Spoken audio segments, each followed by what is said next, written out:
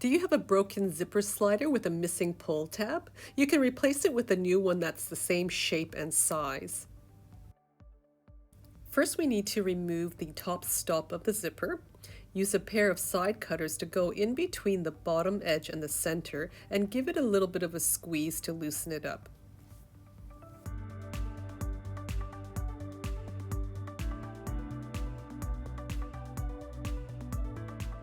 Now remove the slider body from the top. Use a pair of pliers if you need to. Now push the zipper tape into the opening of the new slider body. You just have to wiggle it in. And then replace the top stop and squeeze it firmly with a pair of pliers. Make sure it's firmly in place and then do up your jacket. Thanks again for watching. Hit that notification bell and remember to like, share, and subscribe.